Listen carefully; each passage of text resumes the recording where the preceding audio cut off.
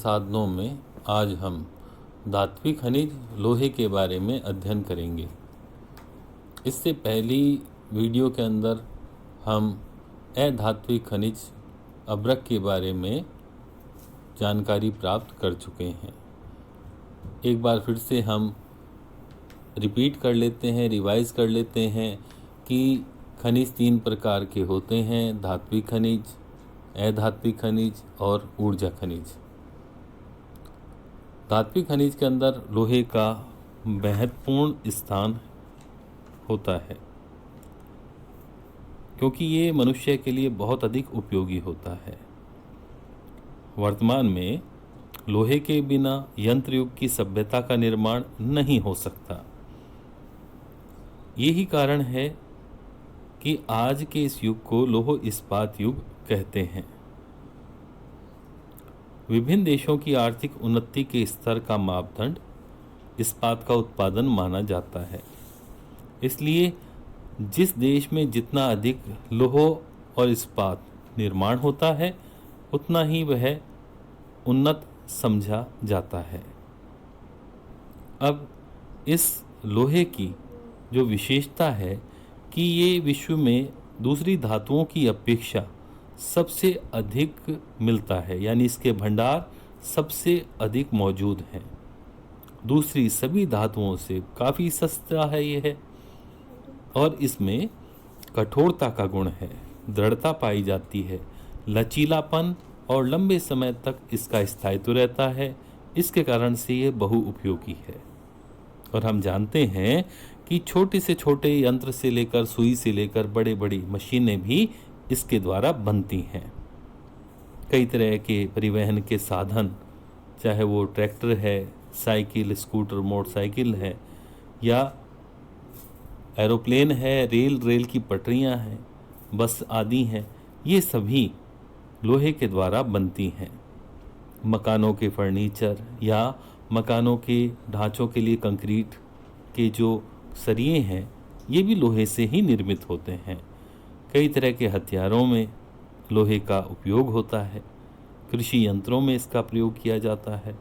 इस तरह से लोहा विश्व के खनिज पदार्थों में सबसे महत्वपूर्ण है। आज के वैज्ञानिक युग में ये एक धुरी मानी जाती है। अब ये लौह अयस्क के बारे में जानकारी प्राप्त करते हैं कि लौह अयस्क ये जो इसकी धातु की कच्ची अवस्था है, यानी कि अशुद्ध अवस्था के अंदर ये मिट्टी में मिला हुआ जब मिलता है तो इसको लौह अयस्क कहते हैं, आयरन ओर कहते हैं। इसको भट्टियों में साफ करके फिर इससे कच्चा लोहा बनाया जाता है और कच्चे लोहे के अंदर मैग्नीज, चूना, टंगस्टन आदि खनिज मिलाकर इस्पात यानी स्टील बनाते हैं। अब है लौह अयस्क के प्रकार कितने हैं? ये 3 प्रकार, ये है 4 प्रकार का होता है। हेमेटाइट, इसमें लोह अंश की मात्रा अधिक होती है। दूसरा है मैग्नेटाइट, इसमें अपेक्षाकृत कम होती है, ये काले रंग का होता है। तीसरा है लिमोनाइट, इसमें धातु की मात्रा, लोह अंश की मात्रा 40 से 60% तक होती है, लगभग पीले रंग का होता है।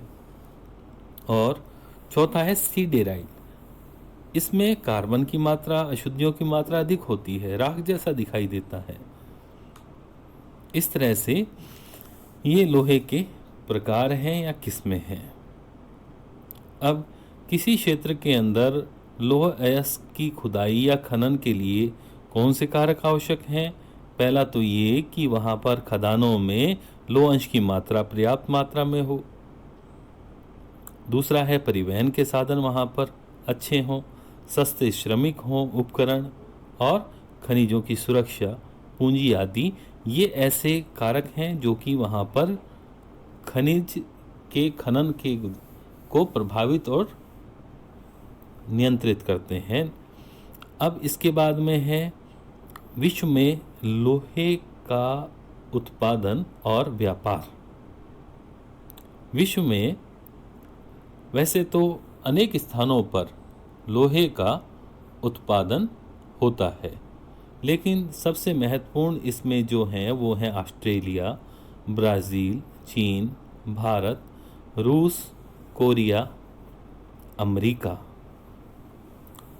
ये सभी देश काफ़ी अधिक मात्रा के अंदर लोहे का उत्पादन करते हैं, जबकि जो आयातक देश हैं, यानी कि जिन देशों के अंदर इसका उत्पादन नहीं होता या बहुत कम होता है, वो अपनी ज़रूरतें दूसरे देशों से आयात करके करते हैं। और प्रमुख आयातक देशों में हैं जापान, यूरोपीय देश आदि।